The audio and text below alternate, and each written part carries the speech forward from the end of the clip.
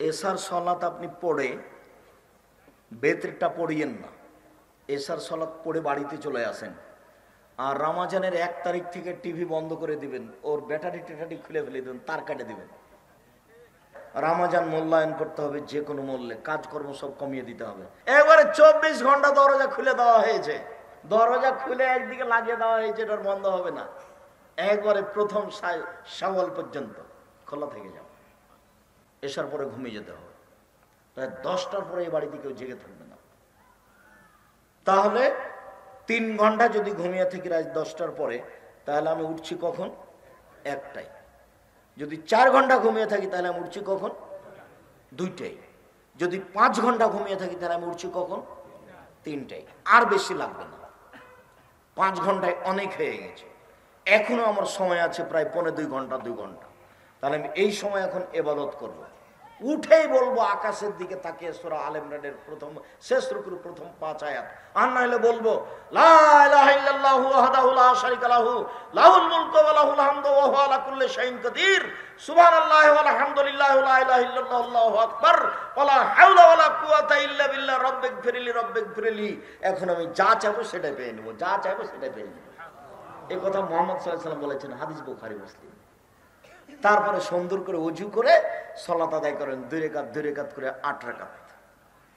আর যদি মনে করেন যে আমি তার চেয়ে বেশি পারবো, 1 ঘন্টা ঘুমিয়েই আমি 11টায় শুরু করে দেবো, 12টায় শুরু করে দেবো, করেন। তো আব্দুর রাজ্জাক সাহেব আমি যে হাফেজ নই, পড়তে পারি না। আরে হাফেজও পড়তে পারে না, এমনি কোথা থেকে কোথায় চলে গেছে। আগে বলে দিয়েছে কেউ যেন লোকমা দিও না গো।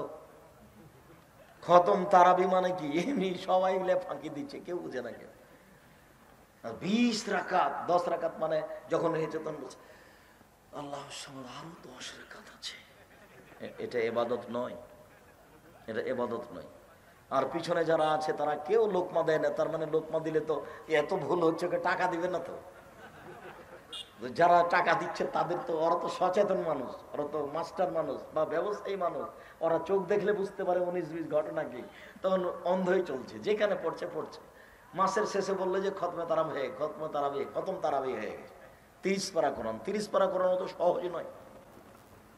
যার জন্য আল্লাহ রাসূল একটা সহজ পথ বলেছেন, নাও সূরা ইখলাস 3 বার পড়ে নাও, দিয়ে কোরআন মাজিদ পড়ো, সমান নেকি নিয়ে নাও। ওটাও অনেক মর্যাদা। 1 মাসে পড়ো, 15 দিনে পড়ো, 7 দিনে পড়ো, 3 দিনে পড়ো, কোরআন মাজিদ শুরু থেকে শেষ পর্যন্ত পড়ো। অনেক ভালো সূরা বাকারা পড়ো, আল ইমরান পড়ো, অনেক ভালো। সূরা বাকারা আর সূরা আল ইমরান তোমার পক্ষে বিচারের মাঠে আল্লাহর মুখোমুখি এমন কঠিন ভাবে লড়ে যাবে, তর্ক বিতর্ক লাগিয়ে দিয়ে সূরা বাকারা আপনার পক্ষে আগে তাকে জান্নাতে দিতে হবে, তারপরে কথা। আল্লাহ বলছে নাও পাপী জাহান্নামে যাবে, সূরা বাকারা বলল জি না, আমাকে পড়েছো তাকে আগে জান্নাতে দিতে হবে, তারপরে কোনো কথা। আপনার পক্ষ হয়ে সূরা বাকারা তুমুল ঝগড়া করবে আল্লাহর সাথে, আপনাকে আগে জান্নাত দিবে, তারপরে বা সূরা বাকারা থামবে। আমি আর আপনি তো বুঝলাম না, তখন সহজ করে দিয়েছেন আল্লাহ রাসূল। তাহলে এক কাজ করো, সূরা ইখলাস 3 বার পড়ো, সব হয়ে যাবে। 1 মিনিটে 1 বার কোরআন মাজিদ, 1 মিনিটে 1 বার কোরআন মাজিদ। আব্দুর রাজ্জাক সাহেব এত সহজ? জি, আপনি ব্যাগ ভরে নেন না নেকিতে, সমস্যা নেই। 4টা কাজ থাকলে কবরের শাস্তি হবে না। 1, সূরা মুলক ঘুমানোর সময় পড়লে কবরের শাস্তি হবে না। 2, জুমার দিনে মারা গেলে কবরের শাস্তি হবে না। 3, পেট ব্যথায় মারা গেলে কবরের শাস্তি হবে না। 4, শহীদ হলে কবরের শাস্তি হবে না। শেষের 3টে কঠিন, 1 নাম্বারটা সহজ। মনে থাকবে না মনে হয়, বলেন তো দেখি সিরিয়াল। 1, সূরা মুলক ঘুমানোর সময়। 2, জুমার দিন মারা গেলে। 3, পেট ব্যথায় মারা গেলে। 4, শহীদ হয়ে গেলে। বাড়ির দিকে যাবেন আর বলবেন আব্দুর রাজ্জাক সাহেব কি বললো গো? 1, সূরা জুমার দিন, আর কি যেন, ও ওই যে সূরা মুলক পড়লেন। তো 2টা তো হলো, আরো তাহলে ও হ্যাঁ, পেট ব্যথায় মারা গেলে, পেট মাথায় মারা গেলে। আর 4 নাম্বারটা তো মনে আছে, ওটা তো শহীদ। দেখেন সিরিয়ালের 4টার মধ্যে শেষের 3টে কঠিন আছে। জুমার দিন তো আমি আর আপনি তো বলতে পারছি না। আব্দুর রাজ্জাক সাহেব হিন্দু যদি জুমার দিনে মারা যায়, ওসব কথার দরকার নাই। মানে ওটার কথা তো হিসাব নেই, ওটা আপনি নিয়ে আসছেন কেন? ওর তো ইমান নাই। একটা খারাপ মানুষ ছিল, আল্লাহকে মানতো, সলাত আদায় করতো না, ও জুমার দিন মারা গেছে। তা আমি আর আপনি তারপরে ভালো ধারণা রাখি না, ও তো লা ইলাহা ইল্লাল্লাহ বলেছে। আমি আর আপনি খারাপ ধারণা করতে যাচ্ছি কেন? আমার আর আপনার তার উপরে খারাপ ধারণা করাতে সুবিধাটা কি? ও তো গেছে, ভালো ধারণা হতেই পারে, জুমার দিন তো আল্লাহ রাসূল বলেছেন। তো তবু এটা নাগালের বাইরে গেল, আর পেট ব্যথাও নাগালের বাইরে গেল, তারপরে শহীদ এটাও নাগালের বাইরে গেল। তাহলে সহজ কোনটা থাকলো? সূরা মুলক পড়া 30 আয়াত। 30 আয়াত মুরব্বী ভাইজান 1 মাস 15 দিনে শিখতে হবে। এই ছেলেরা, এই তোমরা 7 দিনে শিখবা, তোমরা 7 দিনে 7 দিনে কোরআন মাজিদ পড়া শিখতে হবে, জরুরি, নইলে পড়া ঠিক করে নাও। আর সূরা যেটা শাহিদুল ইস্তিগফার, ওটা তোমাকে সময় দিয়েছি 24 ঘন্টা। শাহিদুল ইস্তিগফার সকালে পড়ে যদি মারা যায় বিকাল পর্যন্ত সময় জান্নাতে যাবে, বিকালে পড়ে যদি মারা যায় সকাল পর্যন্ত তাহলে জান্নাতে যাবে। সেটা কি আব্দুল রাজ্জাক সাহেব, ওটা কি মনে আছে? হ্যাঁ মনে আছে আপনার। আল্লাহুম্মা আনতা রাব্বি লা ইলাহা ইল্লা আনতা খালাকতানি ওয়া আনা আবদুকা ওয়া আনা আলা আহদিকা ওয়া ওয়া'দিকা মাসতাতাতু আউযু বিকা মিন শাররি মা সানাতু আবু লাকা বিনি'মাতিকা আলাইয়া ওয়া আবু বিযামবি ফাগফিরলি ফাইন্নাহু লা ইয়াগফিরু যুনুবা ইল্লা আনতা। আচ্ছা, এইবার তাড়াহুড়া করে ইফতার করলেন খেজুর দিয়ে। সাহারি, আল্লাহ রাসূল বলছেন তাসাহারু ফাইনু ফিল বারাকা, সাহারি খাও, সাহারিতে বরকত আছে। শেষ পর্যন্ত বলছে কিছুই যদি না পারো তাহলে 1 ঢোক পানি পান করে নাও। সাহারি খেতে হবে, সাহারি ছাড়া সিয়াম হয়ে যাবে, সাহারি ছাড়া সিয়াম হয়ে যাবে, কোনো সমস্যা নেই। সাহারিতে বরকতে, সাহারি খাবেন, বেশি খাবেন না। বেশি খেলে আবার একবারে 12টা 1টা পর্যন্ত ঘুমাইতে হবে। এমন ঘুম দিল। পশ্চিমে যে মসজিদে আমি রমজানে থাকতাম, শিক্ষকের বাড়িতে খাওয়া দাওয়া করতাম, তখন দেখতাম যে একটা লোক ফজরের সালাত আদায় করে ঘুমিয়ে গেছে, আজান হয়েছে জোহরের, তখন উঠলো, উঠে গোসল টোসল করে বাজারে গেছে, বাজার থেকে এসেছে, এসে ইফতার করলো, এইভাবে তার দিন কাটত। তো বেশি খেলে ঘুমাতে হবে, সন্ধ্যা রাত্রে একটু খেলেন, আর ভোর রাত্রে অল্প খেতে হবে। কলা, দুধ, ভাত, কলা, দুধ, রুটি, অল্প, তাহলে পিপাসা লাগবে না। আর ক্ষুধা যেন না লাগে, এভাবে খেলে তো তাহলে পরিবেশ উল্টে যাবে না। ক্ষুধা যেন না লাগে, তখন খেতে খেতে এমন খাওয়া খেয়েছে যে পেট খালি হতে হতে 2টা বেজে গেছে, জোর হয়ে গেছে। রাসূল সাল্লাল্লাহু আলাইহি ওয়াসাল্লাম বললেন যে সবচেয়ে দামি ইবাদত সিয়াম কিভাবে হলো? জান্নাতের দরজা 8টি, জান্নাত 1টি, দরজা 8টি, জান্নাত 1টি। 8টি দরজা দিয়ে মানুষ জান্নাতে ঢুকবে। তো ভিন্ন ভিন্ন ভাবে আছে। যারা সালাত আদায় করে তাদের জন্য একটা দরজা, যারা দান করে তাদের জন্য একটা দরজা, যারা সিয়াম পালন করে তাদের জন্য একটা, যারা হজ করে তাদের জন্য একটা দরজা। তো যখন ঢুকবে তখন সব দরজাতে ফেরেশতারা আছেন, সবাই চিৎকার করে বলবেন আসেন আসেন, যারা সিয়াম পালন করেছেন এই দরজা দিয়ে আসেন, আসেন যারা হজ করেছেন এই দরজা দিয়ে আসেন, তাহলে মান মর্যাদা ভিন্ন। আসেন যারা দান করেছেন এই দরজা দিয়ে আসেন। এখন রাসূল সাল্লাল্লাহু আলাইহি ওয়াসাল্লাম বলছেন এই যা দাখিলা আখিরুহুম উগলিকা, সিয়াম পালনকারীর শেষ ব্যক্তি ঢুকে গেলে এই দরজা বন্ধ করা হবে, এই দরজা দিয়ে আর কোনো ইবাদতের মাধ্যমে ঢুকতে পাবে না। তখনও 7টা দরজা খোলা আছে। হজ পালনকারীরা দানের দরজা দিয়ে ঢুকে যেতে পারবে, দানকারীরা হজ পালনকারীদের দরজা দিয়ে ঢুকে যেতে পারবে, কিন্তু সিয়াম পালন ব্যতীত এই দরজা দিয়ে ঢোকা যাবে না। এটা ভিন্ন ধরনের ইবাদত, কোন ইবাদতের সাথে এর মিল নাই। আল্লাহ তাআলা বলছেন পৃথিবীর মানুষ শুনে রেখো, সিয়াম আমার ব্যাপার, প্রতিদান আমি দিব। সিয়াম আমার ব্যাপার, প্রতিদান আমি দিব। আমার কারণে সে 2টা জিনিস ত্যাগ করেছে, এই জন্য দিব। সালাত আদায় করলে ত্যাগ করা লাগে না, হজ করলে ত্যাগ করা লাগে না, দান খায়রাত করলে করা লাগে না, সিয়াম পালন করলে 2টা জিনিস করা লাগে। এক, খেতে পায় না, খেতে দেওয়া হয় না, এটা আমার স্বভাব, আমিও খাই না। তো আল্লাহ বলছেন এটা তো তার স্বভাব, আল্লাহর স্বভাব, তো এইটা হলো একটা, এই জন্য দিব।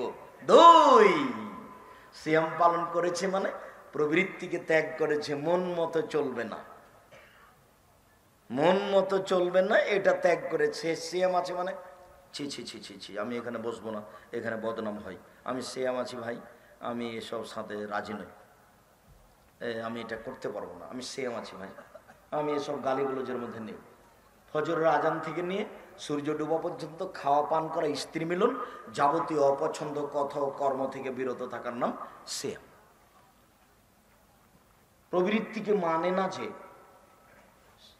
তাকেই আল্লাহ বলছেন আমি তোমাকে জান্নাত প্রতিদান দিয়ে দিলাম। প্রবৃত্তিকে মানে কে? দাড়ি চাঁচে যে, প্রবৃত্তিকে মানে কে? টাকার নিচে প্যান্ট পরে যে, প্রবৃত্তিকে মানে কে? সুদ ঘুষ খায় যে, প্রবৃত্তিকে মানে কে? দোকানে বসে আড্ডা পিটে যে, প্রবৃত্তিকে মানে কে? জুলুমবাজি করে জমি দখল করে যে, প্রবৃত্তিকে মানে কে? দাঙ্গাবাজি করে যে, প্রবৃত্তিকে মানে কে? মানুষকে মানুষ মনে করে না, ক্ষমতা দেখিয়ে চলে, সেই প্রবৃত্তিকে মানে। প্রবৃত্তিকে মানে যে জাহান্নামে যাবে যে, নগ্ন পোশাক পরে যে, প্রবৃত্তিকে মানে সে। যেসব মহিলার মাথায় কাপড় দেয় না, মাথায় কাপড় দেয় না যারা, প্রবৃত্তিকে মানে তারা। নগ্ন পোশাকে চড়ে যারা, প্রবৃত্তিকে মানে তারা। নিজে বাজার চলে যাচ্ছে ঢং ঢং করে একটা ব্যাগ হাতে করে, প্রবৃত্তিকে মানে যে জাহান্নামে যাবে সে। ওর স্বামী নাই, ওর বেটা নাই, ওর দেবর নেই, ওর ভাসুর নাই, ওর শ্বশুর নাই, গ্রামবাসীকে মেরে খেয়েছে, ও কেন বাজারে যাবে? ও কেন বাজারে যাবে? ওর স্বভাব কেন এত খারাপ? শ্বশুর দেখতে পায় না, শাশুড়ি দেখতে পায় না, বাপ দেখতে পায় না, মা দেখতে পায় না, সবাই মরে গেছেন দুনিয়া থেকে। আত্মমর্যাদার দাম আছে। 1 মিনিট, এই ছেলে, এক খেয়ালে বসে থাকো। আমি এত দেরিতে আসতে চাই না, কেন নিয়ে এসছে সেটা আমি জানি না। কোনদিন আমাকে দাওয়াত দিলে আমি 9:30 থেকে 10টায় আসবো, 12টা পর্যন্ত থাকবো ইনশাল্লাহ, এরকম হিসাব করে তুমি নিয়ে আসবা। আমি আসতে চাইনি, দুনিয়া মাথায় করে প্রয়োজন নাই। আর 10 কিলোমিটার পর্যন্ত তো মানুষকে জানাতে হবে, অনুরোধ করতে হবে। মুসলমান তো আসবে, আসবে, হিন্দু আসবে। হিন্দুরা আমি কিছু শিষ্টাচারের পরিবর্তন করব। হিন্দুও যদি তার শিষ্টাচার পরিবর্তন করে, নীতি পরিবর্তন করে, তাহলে সে দুনিয়াতে সুখে থাকবে, সুখে শান্তিতে দুনিয়াতে থাকবে। মরে গেলে জাহান্নাম যাবে। কেননা চাঁপাইনবাবগঞ্জের ভাষাতে জান্নাতে যাবে তার সুযোগ জয়ী হয়নি। জয়ী তো পেলাম না, আমি যে গরুটাকে জবে করব, তো মুখটা ইদারার নিচের দিকে পড়ে গেছে, তো আমি তো জয়ী পেলাম না, কি দিয়ে জবে করবে? এর নাম চাঁপাইনবাবগঞ্জের ভাষাতে। তো ও যে জান্নাতে যাবে হিন্দু মানুষটা, তো তার জয়ী তো হয়নি, মানে সুযোগই তো হলো না। সুযোগ কি দিয়ে হবে? লা ইলাহা ইল্লাল্লাহ দিয়ে। লা ইলাহা ইল্লাল্লাহ যখন হয়নি, তখন সুযোগ হয়নি, জান্নাতে যাওয়ার সুযোগই হলো না। ইবাদত পরে, লা ইলাহা ইল্লাল্লাহ আগে।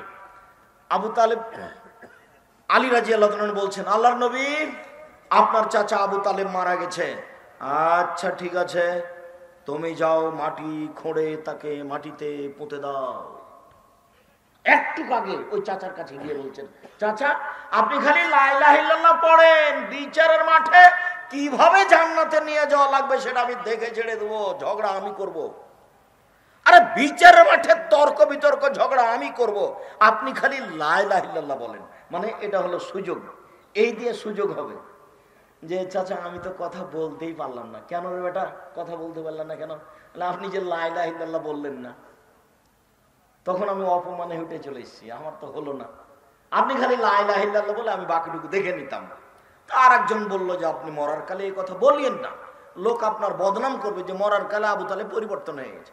তখন বলছে ঠিক আছে নাতি, আমি মরার কালে, ঠিক আছে ছেলে, ঠিক আছে বাবা, আমি মরার কালে পরিবর্তন হলাম না, যা ছিলাম তাই। তখন অপমান হয়ে উঠে আসলেন, আলী কি ঘটনা? চাচা মারা গেছে, যাও ওকে কবর মাটি খুঁড়ে পুঁতে দাও, জানাজা হবে না, কাফন দাফন হবে না। যার কাছে চিরদিন থাকলেন মুহাম্মদ সাল্লাল্লাহু আলাইহি সাল্লাম, তিনি বলছেন ওর জানাজা নাই, ওর কাফন দাফন নাই, ওর নামে ক্ষমা নাই, ওর নামে কিছুই নাই, যাও মাটিতে পুঁতে দাও, শ্মশান ঘাটে ফেলে দাও তাকে। অথচ তার বাড়িতে সারা জীবন থাকলেন, তার খেলেন, তার অনিত থাকলেন, তার আদরে থাকলেন। কি কথা সত্য নয়? সারা জীবন তার চাচার আদরে থেকেছেন, দেশবাসী তাকে কিছু বলতে পারেনি, চাচার চলে, চাচারই খাই, চাচার বাড়িতে থাকে, চাচার আদরে চলে, তাতে কি আছে? ভাতিজা বলার সুযোগ পেলেন না, খালি বললেন যে খালি লা ইলাহা ইল্লাল্লাহ বলেন, বাকিটা আমি দেখবো বিচারের মাঠে। হাদিসে এসেছে তর্ক, হাদিসে এসেছে আমি তর্ক করব, ঝগড়া লাগাবো বিচারের মাঠে। মুহাম্মদ সাল্লাল্লাহু আলাইহি ওয়াসাল্লাম ওনার চাচার জন্য ঝগড়া করবেন, কিন্তু পথ হলো না। সম্মানিত দিনী ভাই বোন, কথার ফাঁকে আমি আপনাকে কষ্ট দিতে চাইনি। মেয়ের কারণে আপনার পরকাল হারিয়ে যাক এটা আমি চাই না, স্ত্রীর কারণে পরকাল হারিয়ে যাক এটা আমি চাই না। আপনি আপনার কাছের মানুষ, আপনাকে আমি খুব ভালোবাসি। কোনোদিন আমার কথা নিয়ে আপনি মন খারাপ করবেন না যে আব্দুর রাজ্জাক সাহেব আমাকে এইভাবে বললেন, এটা আপনি মনে করিয়েন না। আমার কথা আপনার অন্তর কেটে দেখ, এটা আমি চাচ্ছি। আমার কথা আপনার ভিতরে ব্যথা হয়ে থাক, এটাই আমি চাচ্ছি। আপনাকে আমি মিঠা করে বলে আমার কথা বাড়ি যেতে যেতে ভুলে যাবেন, এটা আমি চাইনি। আমি অনুরোধ রক্ষা করতে বলছি, আপনি আমার দিনী ভাই, পরকাল তাড়াতাড়ি চলে এসেছে, মরলেই কি আমার। আর মনে রাখবেন, কবরের সময়সীমা হলো বাসর রাতের সমান। কবরের সময়সীমা হলো বাসর রাতের সমান, আর কিয়ামতের সময়সীমা হলে এক ওয়াক্ত সালাত আদায়ের সমান। বোঝা গেল না? বাসর রাতের সমান মানে যদি উত্তর ঠিক হয়ে যায়, যখন জিজ্ঞাসা করা হবে, যদি উত্তর ঠিক হয়ে যায়, তখন ফেরেশতারা বলবেন নাম কানামাতিল আরুসে লায়ুকে জহিল্লাহ বাহলিহি, আরে ঘুমিয়ে যাও তুমি বাসর রাতের ঘুমানোর মতো, যাকে কেউ জাগায় না অতীব প্রিয় মানুষ ছাড়া। আরে তুমি ঘুমিয়ে যাও বাসর রাতের ঘুমানোর মতো, যাকে কেউ জাগায় না অতীব প্রিয় মানুষ ছাড়া। বাসর রাতের ঘুম, বাসর রাতের ঘরে ঢুকেছে রাত 10টায়, মা আর খালা সুন্দর করে বাসর ঘর সাজিয়েছে। মুহাম্মদ সাল্লাল্লাহু আলাইহি সাল্লামের বাসর ঘর সাজানো হয়েছিল, আয়েশাকে সুন্দরী করে সাজানো হয়েছিল। আসমা বলছেন, আসমা যে কাইয়ামতু আয়েশা তালে রাসূলুল্লাহ সাল্লাল্লাহু আলাইহি সাল্লাম, আয়েশাকে আমি সুন্দরী করে সাজালাম মুহাম্মদ সাল্লাল্লাহু আলাইহি সাল্লামের জন্য, আমি আয়েশাকে বাসর ঘরে দিব। আমার মা আমাকে বাসর ঘরে নিয়ে গিয়ে ঢোকালেন, তা আমি দেখলাম ঘরে আল্লাহ রাসূল। আমি অবাক হয়ে গেলাম, ব্যাপারটা কি? আমি তো এরকম অবস্থায় দেখিনি কোনোদিন। সকাল 9টা, তখন আল্লাহ রাসূল ছাড়া ঘরে কেন কেউ নাই? আমি একটু অবাক অবাক ভাব যে এরকম কেন। তো একটু আগে দেখলাম আমার মা আমার গায়ে মুখে যা ধুলোবালি লেগেছিল এগুলো ধুয়ে দিয়ে একটা ঘরে নিয়ে গেলেন। দেখি সেখানে আনসারীদের মহিলা, আনসারি মহিলারা আমাকে সাজালো। কি দিয়ে সাজালো তা তিনি বলেননি, তবে বলছেন আনসারি মহিলারা আমাকে খুব সুন্দরী করে সাজালো। তারপর একটা ঘরে নিয়ে গেলেন আমার মা, দেখি সেখানে আল্লাহ রাসূল কেউ নেই। তা আমি একটু অবাক অবস্থায় আছি। ইতিমধ্যে আসমা বিনতে ইয়াজিদ ঢুকে শরবত নিয়ে ঢুকে বলছে, এই শরবতের গ্লাসটা নাও, রাসূলকে দাও। তো আমি লজ্জা পেয়ে গেলাম, আমি তো রাসূলের হাতে সরাসরি কোনোদিন কিছু দিইনি। তা আমি লজ্জা পেয়ে গেলাম, আমি লজ্জা পেয়ে একটু নত হয়ে আছি, একদম নেও রাসূলের হাতে দাও। তা আমি নিলাম, রাসূলের হাতে দিলাম। আল্লাহ রাসূল শরবত পান করলেন। তারপর আল্লাহ রাসূল আমাকে বলছেন যে তুমি আসমাকে দিয়ে দাও। তখন আসমা বলছেন না না না না না, আপনার হাত থেকে নিতে চাই, আপনার হাত থেকে নিতে চাই। আচ্ছা আচ্ছা ঠিক আছে দাও। তো আল্লাহ রাসূল আবার আসমাকে দিলেন, তারা পান করলেন। বাসর ঘরে মিঠাইয়ের ব্যবস্থা করতে হয়। বাসর রাত মা সাজিয়েছেন, খালা সাজিয়েছেন, চাচা তো বোন আর ভাবি যদি সাজায় তাহলে এটাই জেনার ঘর। এটা হতে পারে না। চাঁপাইনবাবগঞ্জের বিবাহের শুরু থেকে শেষ পর্যন্ত একটাও জায়েজ নয়। আমি জানি না এলাকার নাম কি, ভাগ দিয়ে। ভাগ দিয়ে হতো ভালো এলাকায়, মেয়েরা নাচে না, মেয়েরা গান করে না, থোবড়া করে না, রং ছিটাছিটি করে না, ভালো করে। যদি তুই বাড়ির পুরুষ মানুষ নেই, এই দাঁত খুলে দেবো একবারে। কই আমাদের বাসাতে তো আসে এরকম দিন, দু একটা এসেছে, মানে কেউ স্বপ্ন ভাবতে পারবে না যে এরকম কিছু হতে পারে। চাঁপাইনবাবগঞ্জ জেলার বিবাহের শুরু থেকে শেষ পর্যন্ত একটা কাজও যায় নাই, সবই হারাম। ভাগ্যেও হতে পারে বিবাহের শুরু থেকে শেষ পর্যন্ত একটা কাজও যায় নাই, সবই হারাম। মাতাব্বরি সব জায়গাতে করতে হবে, চেয়ারম্যান মেম্বারি খালি ওখানে করতে হবে, এখানেও করতে হবে। তো সুন্দর করে সাজানো আছে ঘর, বাসর রাতের ঘর। আপনি ঢুকলেন, ঢুকে আগে মাথায় হাত দিয়ে দোয়া পড়তে হবে, তারপরে 2 রাকাত সালাত আদায় করতে হবে আগে পিছে হয়ে। তারপর একটু কথা হলো, দাম্পত্য জীবনে গেলেন, তারপর কিছু কথা বললেন। রাত 10টায় ঢুকে কথাবার্তা বলতে সবকিছু হতে হতে রাত 2টা বেজে গেল। এখন ঘুমালেন, তখন ঘুমিয়ে 3টা বেজে 5টা বেজেছে, তখন স্ত্রী বলছেন উঠেন, আজান হয়ে গেছে, সালাত আদায় করেন। তখন আপনি এভাবে চোখ মোড়াতে মোড়াতে, আরে এখনই ঘুমালাম মাত্র। আপনি যদি ভালো মানুষ হন তখন বিচারের মাঠে আপনি এইভাবে উঠবেন, আরে এখনই ঘুমালাম আর তুমি এভাবে জাগাচ্ছ মানে, অথচ আপনি 50,000 বছর থেকে ঘুমিয়ে আছেন। আপনার মরাইজ থেকে 4 কোটি বছর আগে হয়েছে। কতদিন আগে? 4 কোটি বছর আগে হয়েছে। কিন্তু আপনি যখন উঠলেন তখন মনে হলো যেন এখনই আমাকে জাগালো। আমি তো এই মাত্র শুনলাম, আরে আজকে তো কথাবার্তা বলতে, মিলন করতে, আর দূরে কাজ সলাত আদায় করতে, মাথায় হাতে দোয়া পড়তে, কি কি করতে, আনন্দের কথা বলতে বলতে কত কথা বললাম, দেখি রাত 3টে। তো এখন ঘুমাইতে গেলাম তো 5টায় তো আজান হবে, 5টায় এখন বউ বলছে উঠেন, তখন মনটাই খারাপ, এভাবে চোখ কচলাচ্ছি। অথচ আমি ঘুমিয়েছি কতদিন আগে? 4 কোটি বছর আগে। এর নাম কবর। বুঝাতে পারলাম না। তো যদি ভালো মানুষ না হয় তাহলে সব সময় চলছে পিটন, চলছে সব সময়। এমন পিটন যে এখান থেকে 50,000 কোটি কিলোমিটার দূরে যে বস্তু আছে সেও শুনতে পাই এই কবরের চিৎকার। পাচ্ছে, আমি আর আপনি পাই না। এই মেশিনটা পাচ্ছে, এখানে চিৎকার করছে। এই মেশিনটা পাচ্ছে, সামিয়ানাটা পাচ্ছে, আলোটা পাচ্ছে। পৃথিবীর জীবজন্তু, কীট পতঙ্গ, পদার্থ, জড় পদার্থ সব কিছু শুনতে পাচ্ছে তার চিৎকার। বাপরে মারে করে চিল্লাচ্ছে, যে এত যে চিল্লাচ্ছে, যে মারছে সে দেখতে পায় না, এত যে চিল্লাচ্ছে যে সে মারছে সে কানে শুনতে পায় না। আল্লাহ কিভাবে করেছেন দেখেন, যে মারছে তার কান বহিরা, শুনতে পায় না। যে মারছে সে অন্ধ, কানা, ও দেখতে পায় না। ওকে আল্লাহ কানা করে সৃষ্টি করেছেন, ওকে বহিরা করে আল্লাহ সৃষ্টি করেছেন, ও কানে শোনে না, চোখে দেখে না, কোথায় মারছে সেটা বিবেচনা করে না। 4 কোটি বছর থেকে মারছে, 50,000 বছর থেকে মারছে, বিচারের পূর্বদিন পর্যন্ত মারবে। এটা হলো কবর। আর কিয়ামত এক ওয়াক্ত সালাত আদায়ের সমান। কতখানি? মাগরিবের সালাত কয় মিনিট? 5 মিনিট। জোহরের সালাত কয় মিনিট? 7 minute, 10 minute. এতে বিচার শেষ হয়ে যাবে।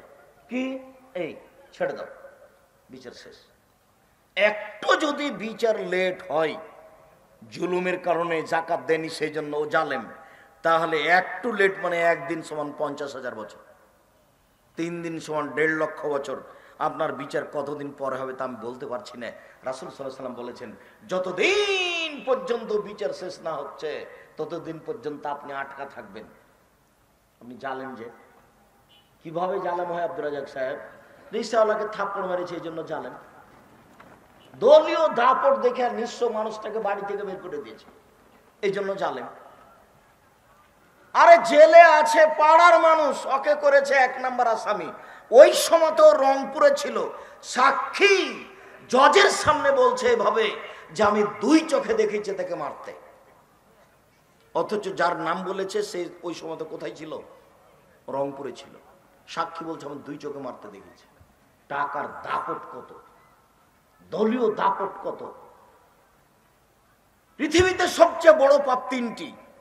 1 যে শিরক করে, 2 যে বাপ মাকে মানে না, 3 যে মিথ্যা সাক্ষী দেয়। এখনো জেনা পড়ে আছে। জেনা খারাপ, তবে মিথ্যা সাক্ষীর মতো নয়। বুঝাতে পারিনি কথা হলো? সুদ ঘুষ খারাপ, কিন্তু মিথ্যা সাক্ষীর মতো নয়। মানুষকে মেরে ফেলা খারাপ, তবে মিথ্যা সাক্ষীর মতো নয়। মিথ্যা সাক্ষী সিরিয়ালে কত নম্বর পাপে আছে? 3 নম্বর পাপে আছে। অথচ সিরিয়ালে জেনা আছে, অথচ সিরিয়ালে সুদ ঘুষ আছে, অথচ সিরিয়ায় এতিমের মাল আছে, অথচ সিরিয়া মানুষের উপর অপবাদ লাগানো আছে। এগুলো সিরিয়ালে আছে, বড় পাপ হিসেবে কিন্তু আসেনি এখানে।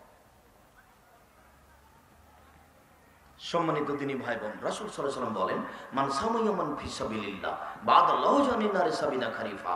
কেউ যদি আল্লাহকে সন্তুষ্ট করার জন্য একদিন সিয়াম থাকে, তাহলে তাকে জাহান্নাম থেকে 70 বছরের পথ দূরে সরিয়ে দেওয়া হবে। তিনি বলেন, মান সামাইয়ামান ফি সাবিলিল্লাহ বাদাল্লাহু জানিনারে মিয়া মাসিরা।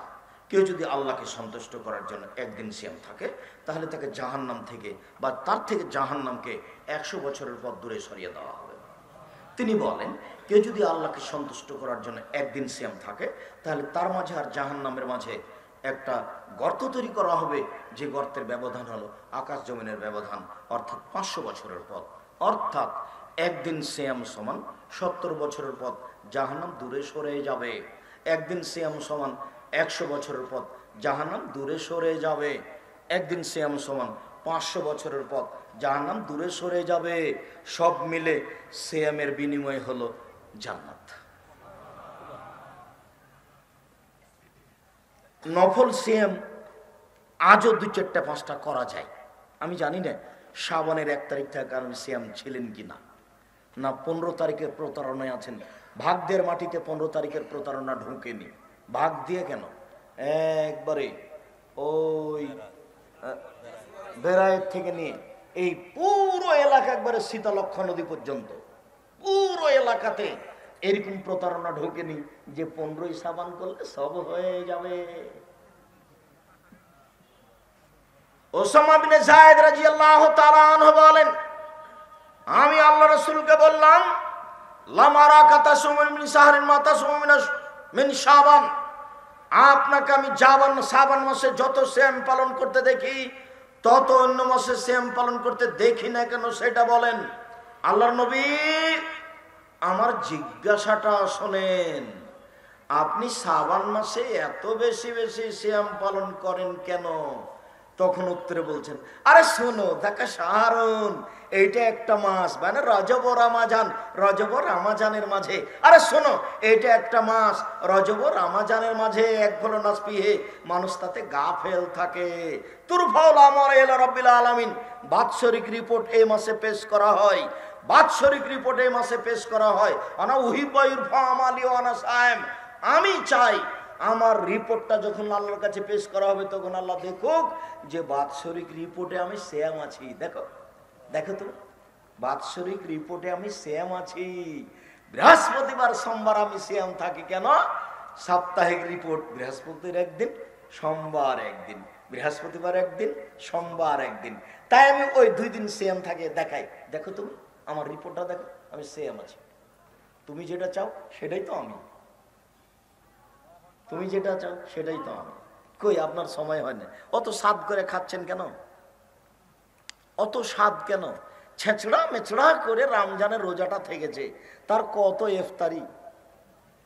এত ইফতারি যদি আপনি নেন, এত জুতা স্যান্ডেল যদি আপনি পরেন ঈদের দিন, তাহলে বাজারকে সামলাতে হবে। তখন দর্জি 11 মাস রেখেছিল 2টা করে কর্মচারী, তখন রোজায় রমজান মাসে দর্জি রেখেছে 10টা কর্মচারী। কেন? কাপড় সামলাতে হবে না? কাপড় তো সাপ্লাই করতে হবে। তো যারা জুতা স্যান্ডেল করে তারা, এখন সবাই যদি কাজে লেগে যায় তাহলে সিয়াম পালন করবে কে? একটু রাতে ইবাদত করবে কে? আর এত যদি ইফতারি হয় বেরায়েতের মতো, মানে ইফতারি খেতে খেতে খেতে তারাবি পড়তে একটা দাঁড়িয়ে থাকতে 8 রাকাত একবার বেকায়দায় পড়ে যায়, কখন শেষ হবে? তাহলে খাওয়াই যদি এত হয় তাহলে আপনি ইবাদত করবেন কি দিয়ে? তাহলে সব জায়গাতে কাজ বেশি হয়ে গেছে। কাপড় বিক্রি করছে তার কাজ বেশি, তাহলে কাজ যত বেশি হবে ইবাদত তত কম হবে। সব জায়গাতে কাজ বেশি হয়ে গেছে আমার আর আপনার কারণে। এত খেলে হয়, এত ইফতারি করলে হয়, জুতা স্যান্ডেল এত বেশি কিনলে হয়। আব্দুর রাজ্জাক সাহেব আপনি যে করেন না তাও যে হচ্ছে, তা আমি তো করি না, এটা তো ঠিক। আমি কোনোদিন নিয়ে যাবত ঈদ উপলক্ষে কোনো কাপড় চোপড় কিনিনি, ঈদ উপলক্ষে কোনো জুতা স্যান্ডেল কিনিনি, ছেলে মেয়েও নয়। এই নীতির সাথে আমি একমত নই।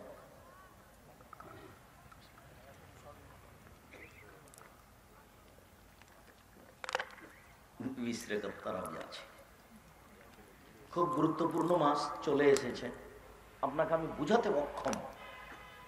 আজান দিলে সব দরজা খোলা হয়, সূর্য ঢোলার সাথে সাথে সব দরজা করে খটখট খট খুলে গেছে সব। রাত 12টার পরে সব দরজা খুলে দেওয়া হয়। আর রমজান মাস এমন একটা আশ্চর্য মাস, পুরো 29-30 দিন সব দরজা খোলা আছে, 24 ঘন্টা। 24 ঘন্টা আজান দিলে সব দরজা খুলে গেছে, একটু পরে বন্ধ হয়ে যাবে। রাত 12টা হয়েছে, সব দরজা খুলে গেছে, একটু পরে বন্ধ হয়ে যাবে। দিন দুপুর হলে সব দরজা খোলা হয়ে গেছে, একটু পরে বন্ধ হয়ে যাবে। কিন্তু যে রমজান এসে যখন ঢুকলো তখন সব দরজায় এমন ভাবে খুললো যে একেবারে পহিলা শাওয়ালের চন্দ্র উঠা পর্যন্ত ও সব খোলা আছে। এসব তো গতি আপনাকে আমি বুঝাতে অক্ষম। আমি আর আপনি যদি না বুঝি, না মানি, তাহলে কে বুঝবে? তাই তো রাসূল সাল্লাল্লাহু আলাইহি ওয়াসাল্লাম বলেছেন, লোকটা রমজান পেয়েও পাপ মোচন করতে পারলো না, লোকটা বড় হতভাগা। রমজান পাওয়ার পরে পাপ মোচন করতে পারলো না, লোক